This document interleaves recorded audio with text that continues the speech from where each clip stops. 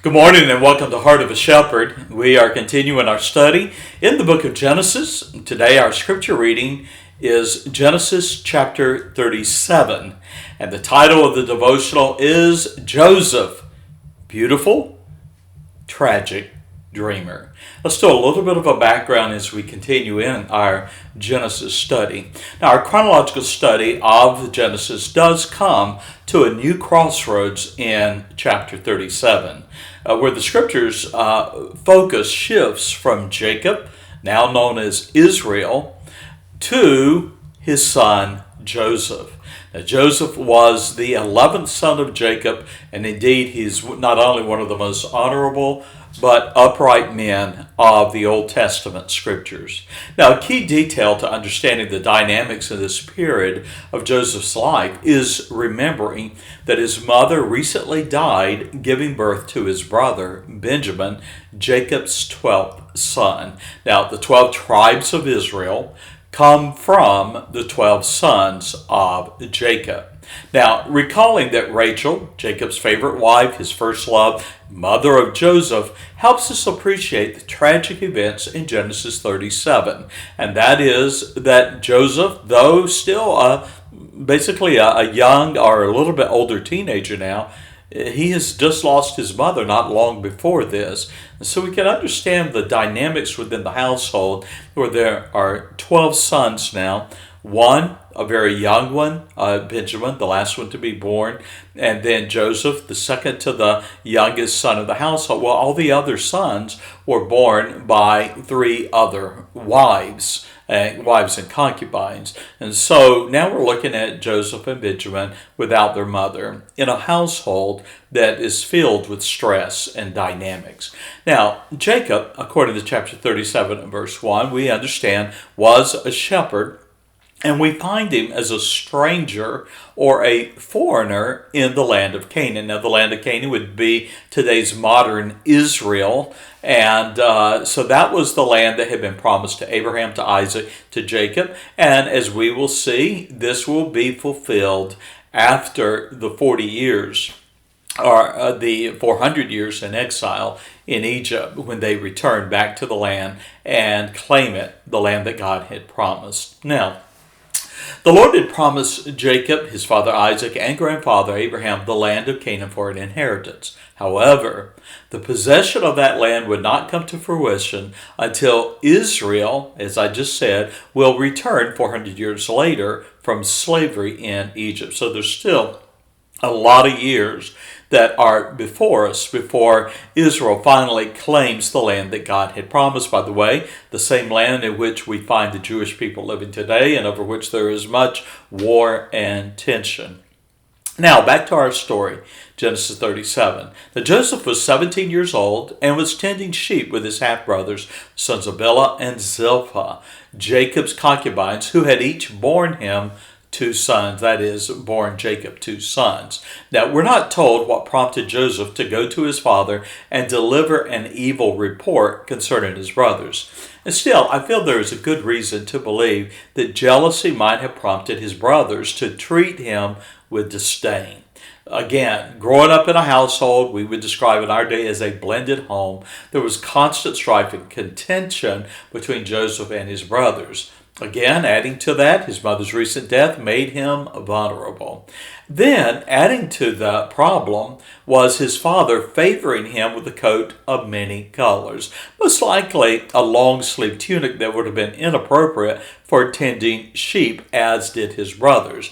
And so the coat itself was a constant reminder that Joseph, born of the favorite wife of Jacob, had a favored stature in the home. Well, that brings us to verses 4 through 24, where we find the malice of Joseph's brothers. And so we read, when his brethren saw that their father loved Joseph more than all his brethren, we read that they hated him and they could not speak peaceably unto him. So you can imagine the dynamics in that home. Well, in the providence and the plan of God, the Lord prophetically revealed to Joseph in two dreams that he would one day have a position of authority in his brothers' lives and they would bow before him, verses 5 through 11. Unfortunately, however, and unwisely in my opinion, Joseph decided to share the prophetic nature of his dreams with his brothers who envied him. Verse 11. Well, a fateful day came when Joseph was bidden by his father to leave the safety of the home and inspect his brothers' welfare and the flocks that they tended. Verses 12 through 14. So Joseph traveled from his home in Hebron to Shechem. Now you might remember Shechem was that infamous place where Simeon and Levi had slain the men of that city in chapter 34. When Joseph arrived in Shechem, no doubt the brothers, the sons of Jacob, would have been hated in that region. But Joseph arrived in Shechem and learned his brothers had moved on to Dothan. That was a town about 100 miles from home and on a main trade route to Egypt. Now, perhaps recognizing Joseph's coat from a distance, the brothers conspired at first to kill him, verses 18 through 20. And then finally, Reuben, the eldest brother, intervened, convinced his brothers to place Joseph in a pit, planning to return later to free him, in verse 21. The brothers then stripped Joseph of his tunic, that long, beautiful outer robe that Jacob had provided to him, and cast him into the pit. Well, verses 25 through 28 and then verse 36 record the event that would truly change Joseph's life, and that is that they sold him into slavery. Now, when they spied Midianite merchantmen traveling to Egypt, Joseph's brothers, in Reuben's absence, Reuben being the oldest brother, sold Joseph as a slave for 20 pieces of silver. Then Joseph was taken to Egypt. We read that he was sold to Potiphar, an officer of Pharaoh and captain of the guard. Now, what would Joseph's brother tell their father?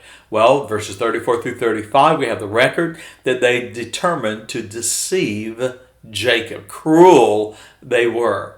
Now, tragically, adding to their grievous sins, Joseph's brothers did deceive their father. After dipping Joseph's coat into goat's blood, they convinced their father that a wild beast had killed him. Well, seeing the frayed condition of that beautiful coat now covered in blood, Jacob assumed that his son Joseph was dead. In an act of utter grief, we read that Jacob rent his clothes, put sackcloth upon his loins, and mourned for his son many days, and then he said, and I quote verse 35, I would go down into the grave unto my son mourning. In other words, the sorrow, the grief would never leave him. Anyone that has lost a son or daughter would understand that. Now, closing thoughts, providentially. Now, God had set the stage for Joseph to one day deliver his brothers from famine, fulfill his dream, and indeed stand over them as they bowed before him. So there is a lot ahead of us in our study, and I'm amazed how fast we're going through Genesis, but I trust that you are more enriched than ever by this study. Well, there are questions in our devotional today at www.heartofashepherd.com. I would invite you to go there, and you'll have several of them that will invite you to look a little deeper, and I hope that you would take advantage of that. Well, God bless, and bye-bye.